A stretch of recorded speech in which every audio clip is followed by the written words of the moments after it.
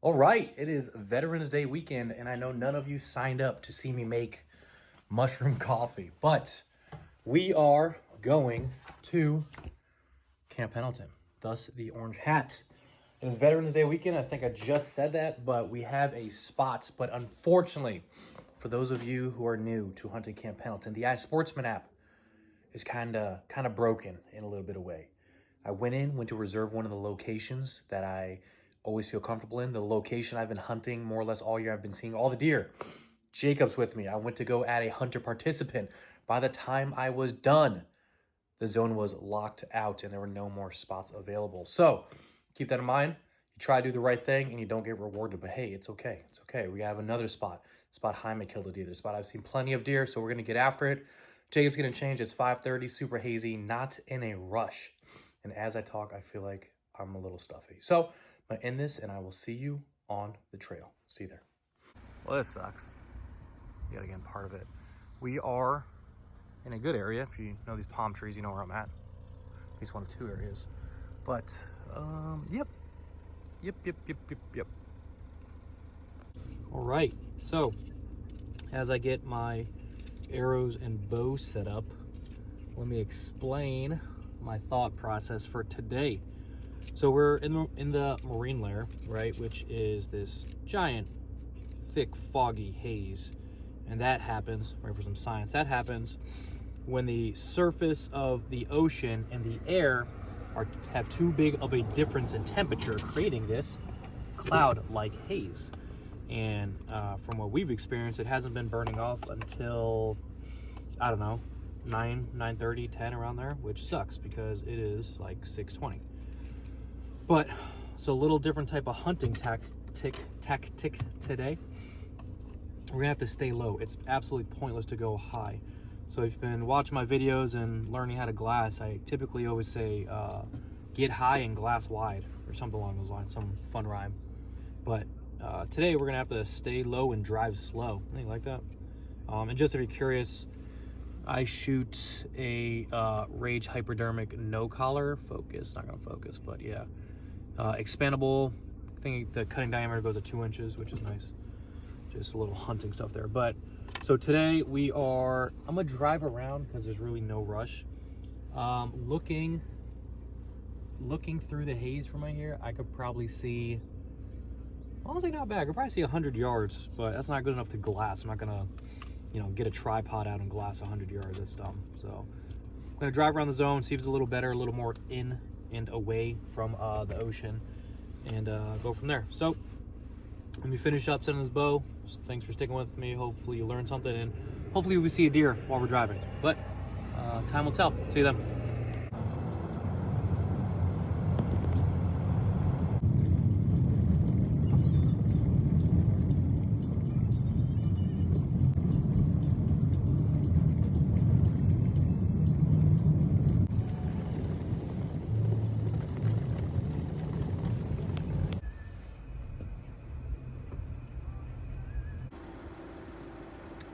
Well, there's a view for you.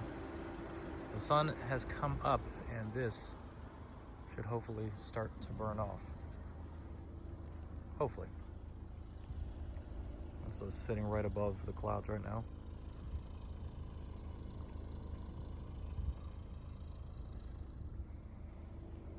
Yeah, that's kind of trippy over there. That also tells me that there's a zone back there, because what I was originally thinking was driving to a different zone where this wouldn't be here. But there are hunting zones on the top of that, which are as clear as day right now, probably. So we'll just wait and see what happens. When I said this morning I wasn't in a rush, this is what I meant. Just super hazy, super foggy, not gonna see anything. I've almost driven around the entire area, did like a big loop, if you will. And I'm on top now, but if I drop back down, it's gonna be, back to the thickness, because the fog and haze will stay in the valleys longer because they're typically cooler, so it takes longer to burn it off. Place up here, but it's definitely breaking through a little bit. Yeah, I don't know. 6:50. I'd give it till, if this stays like this, give it to like 8 o'clock maybe, and I think 8:30 is my guess that it'll be fully burned off. But yeah, Jacob's pretty much passed out. So here we are, just driving around in the fog, but part of hunting, unfortunately. So as I sit here and stare at this mountain, not in the fog at all, while I'm wondering what the deer are doing. I believe they are sticking close to their bed and not wandering off too much. As you know, deer rely on smell first, then hearing, and then sight. That's how their breakdown is for determining if something's safe or not, or if they see something or smell something, I guess. Yeah, so I'm not too worried about the prime time hours getting wasted, because I think they're holding close, and then once this burns off, if you will, they'll start wandering around a little more and we'll get a better opportunity. But just hanging out, haven't moved from the last video, so just enjoying this pretty cool view. All right, that's my thought and what I'm going with, and hopefully it works out.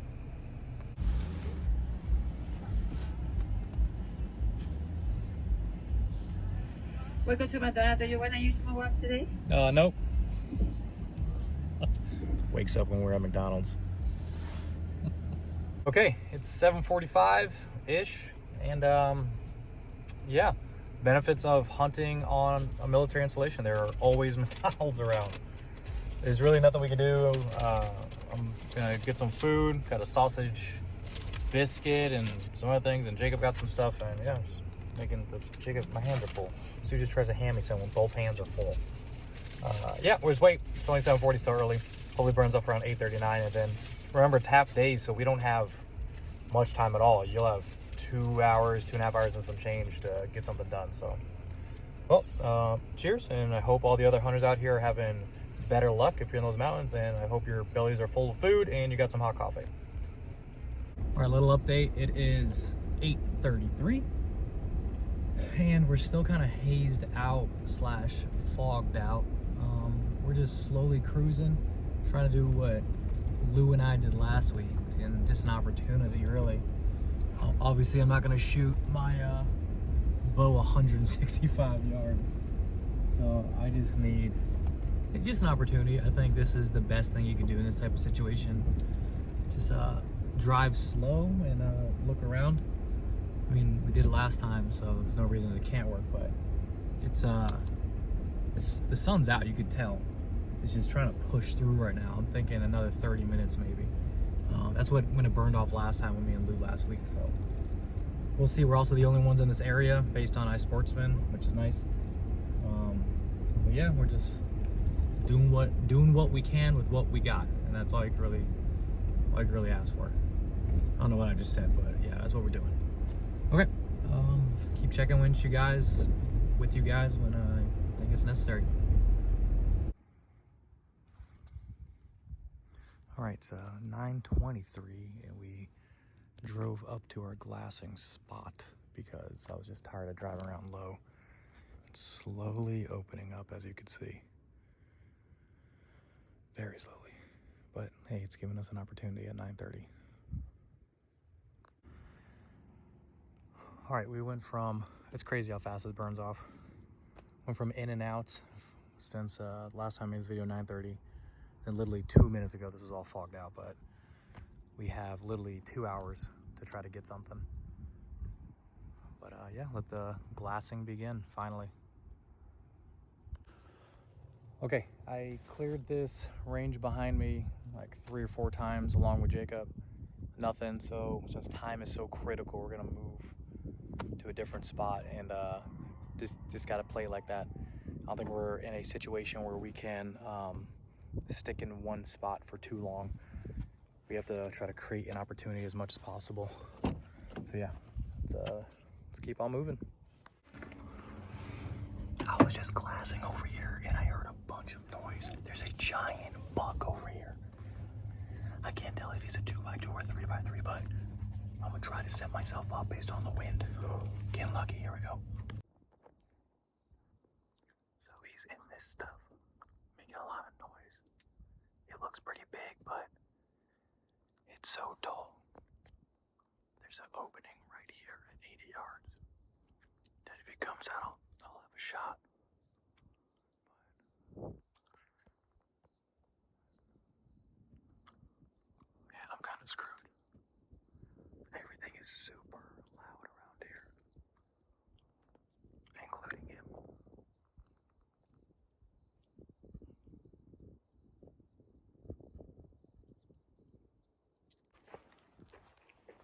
Alright, I have the wind in my face, which is now on my right side. I just stopped to look at some bushes, and I heard all this crashing. So I'm gonna try to change my angle to see if I can see him and create a lane. May the odds forever be in your favor.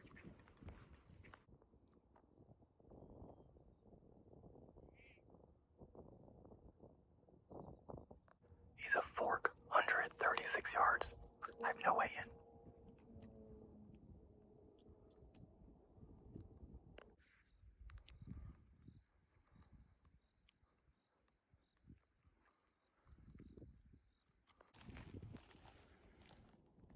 There was another deer below me I couldn't even see. So he just busted. I got within 40 yards, but there was no angle, so I kind of just balled in.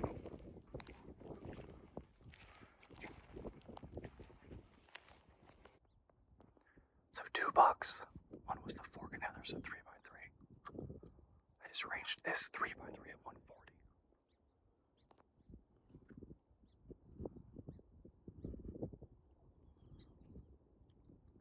They just saw me, but they didn't wind me, so they just knew it didn't look right. They keep looking back for me. It's crazy because I heard 2 different crashes, if you will. Like them beating up the bushes. But I only saw one. I have 50 minutes, 50 minutes, so I guess I could beeline it to the car now. Try to track him. He's super close too. So there's the car. Here's the bush he was in. Well, he eventually went to, but he walked through this right here. And he was tearing apart whatever in here. So what I did, I literally just beelined it. I decided just to beeline it towards him, like I was telling you earlier. So deer rely on smell. Wow, there's nowhere to get through. Deer rely on smell more than anything. So I had good wind, and I was listening to him. So he was crashing like crazy. Like I don't know if you can tell how loud I am right now, but I was literally just crashing through this like this. Like not hiding my sound whatsoever. But yeah, I got him alert, but this was really my only opportunity. You saw a little corridor I went through.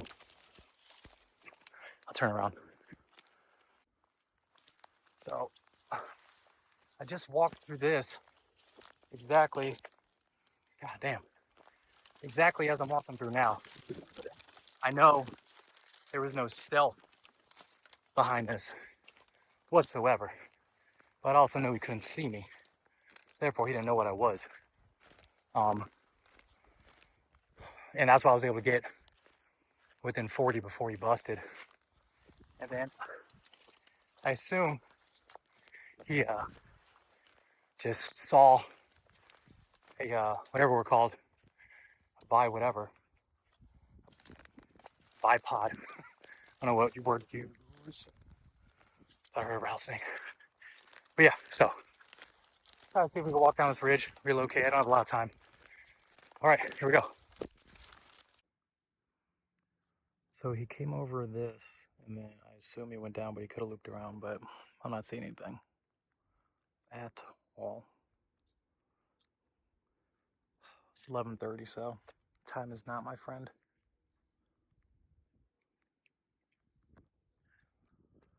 That's the way it goes. I mean, honestly, I really can't be upset. Like, stopped on a whim to glass up some of these bushes, and sure enough, just heard crashing going on, and was able to put the binos on some antlers. I was like, oh my god. I did hear other crashing, but I couldn't see it, and I just thought it was him, just echoing, I guess. I don't know. And full send, right? Really, the only way I could play that, if I got in earlier, like if I did what I did earlier, I might have been able to get him to like 75 to 80 yards. I probably would have taken that shot. I've shot a deer at 80 before. And right now I'm really confident in my range. So yeah, I probably would have taken it, but 134, it's a little ridiculous. It's a little ridiculous. So definitely not doing that. But yeah, so nice big fork, and then a little 3x3 for sure. I think the fork was more mature and a little older. So is what it is. If you're curious and wondering where Jacob is, he fell asleep in the passenger seat. So that's why it's kind of turned into a little solo hunt. But yeah, I'm gonna call it, y'all. It was a fun day for about the hour we got after it. The fog got out of here around 10ish, I think. I have to look back at the video, but the fog lifted around 10, and we just created opportunity within an hour. So I really cannot be upset with how this played out. Just, you know, obviously wish it could have started at sunrise. But next time out, Veterans Day Tuesday. So if you're out here hunting Camp Pendleton, you see a green Subaru, come say what's up, have a little conversation. As long as I'm not stalking a deer, then we'll talk after. But yeah, happy hunt, everybody. See you then.